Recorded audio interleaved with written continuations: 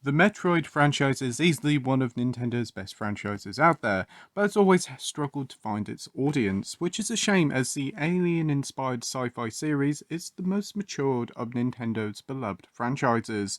The series has many ups and downs, but over recent years, interest and love for the series has grown, mainly due to the exceptional Metroid Dread in 2021 and the long in development Metroid Prime 4, which is currently on the horizon. But one thing that has been rumoured for years is the Prime trilogy on Switch. Rumoured to be completed many years ago, but pulled to the restart development of Prime 4. But now, after all these years, the wait is mostly over, as Metroid Prime Remastered Shadow dropped a few weeks ago, marking the return of one of the greatest trilogies of all time. So here it is, it's Metroid Prime Remastered. But is it worth the wait? Wow, of course it is. But let's get into it. This is my review of Metroid Prime Remastered for the Nintendo Switch.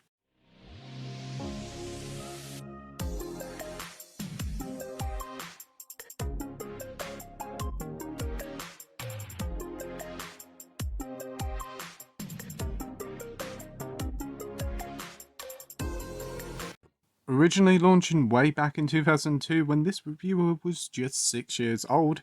Now I'm 26, which is pretty shocking just sitting here writing this, but Metroid Prime development had plenty of drama behind the scenes, from being the first Metroid game since the SNES days with Super Metroid, being the first 3D Metroid, and also being developed by an unknown studio called Retro Studios.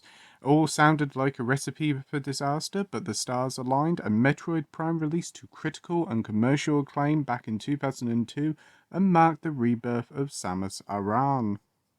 The series saw a sequel in 2004 with its more darker and harder Prime 2 ecos, and then the final entry arrived in 2007 for the Wii with Prime 3 Corruption, which introduced us to motion controls.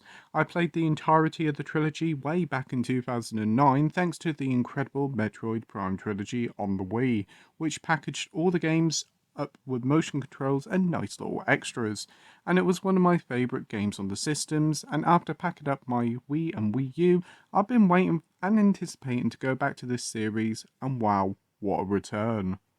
The first thing I've got to talk about is the visual overhaul, and one word simply describes it: glorious. The original Prime still holds up today with its great art style and graphical textures, but this remaster takes the original and brings it into the HD era in style. Going side by side with the original, it's a stark and huge upgrade. It's no simple HD job here. The team has gone back to every single detail and spruce it up, from enemies, environment, Samus herself. Everything has been given a new breath of life. I've honestly had to stop and gaze and wonder at the job the team has done here. Most recent Switch games have been shown their age, especially more so after getting a PS5, but Metroid Prime shows such polish and detail, it wouldn't look far off that console. I'm not kidding. One thing I love is the detail on Samus's visor, from rain on her visor to it dripping off her arm cannon. It's simply impressive. Another touch is explosions showing Samus's reflection on the visor to steam misting up her view. It's something you never see in first-person games, and I love it for it, as it adds a lot of atmosphere. The game runs at 900p in dock and 600p in handheld. There's no dynamic resolution or anti-aliasing here, and it truly looks wonderful. Both gameplay modes run at 60 FPS, and it's buttery smooth and a joy to play. Playing the game in handheld mode on the OLED is a revelation, as its extra colour of the OLED screen really adds a whole new level to the gameplay experience. It just looks gorgeous. I could gush over how beautiful the game looks, but what about the gameplay? Well, this sees you playing as Samus Aran, a bounty hunter who gets a distress signal from a ship to find out some sinister plans going ahead. She defeats the iconic parasite queen only for the ship to explode, and Samus's suit is damaged, so she decides to explore the nearby planet of Talon 4 to find out what exactly is going on. The story is similar in style of Dark Souls. It's rather basic if you just play it. A lot of the story comes from environmental and scanning creatures and just the environment itself to piece together what is actually going on, and that is great to see. As for the gameplay, Metroid Prime is an FPS, or as it was called back in the day, a first-person adventure, and I can definitely get that, as while you do shoot aliens and all sorts of creatures, it's more of an adventure of exploration and puzzles. Shooting itself feels fast and snappy as you go through the game, more options and weapons unlock which allow for more experimentation. But exploration itself is key here, unlocking new doors and areas when you get new abilities, or allows to open up previously uninhabitable areas in previously visited places. Backtracking is in abundance here, but it's a complete and utter joy. The game is just so atmospheric, and I don't think I've ever experienced a game since the Prime Trilogy that feels so atmospheric.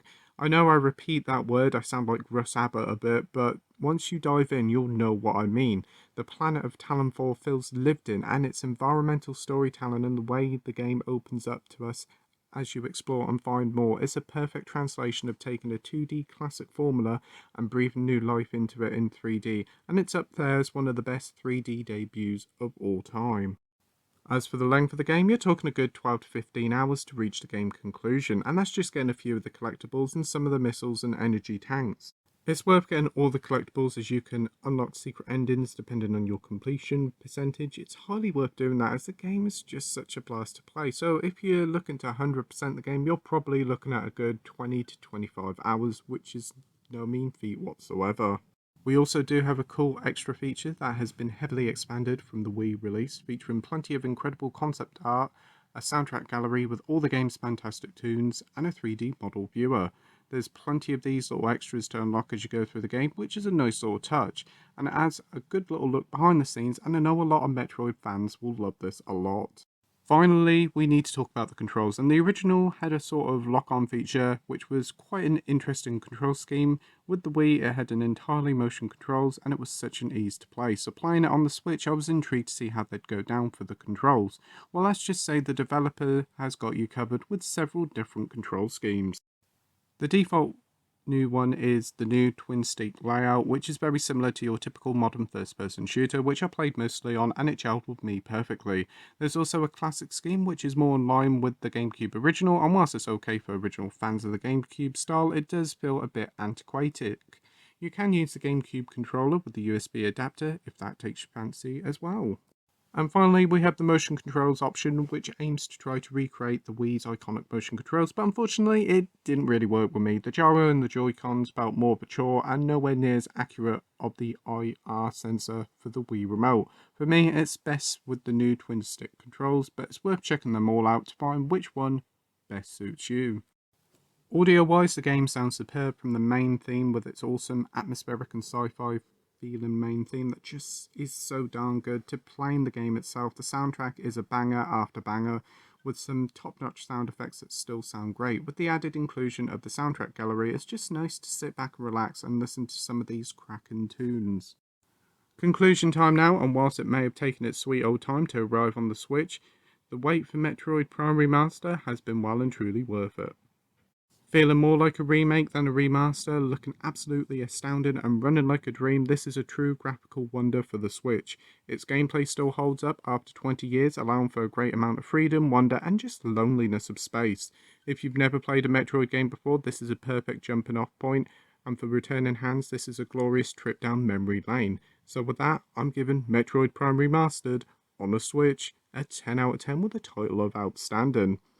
As always, thank you for watching my review. I hope you enjoyed it. If you could like and subscribe, that'd be totally awesome. And thanks again for watching. Till next time, happy gaming. Bye.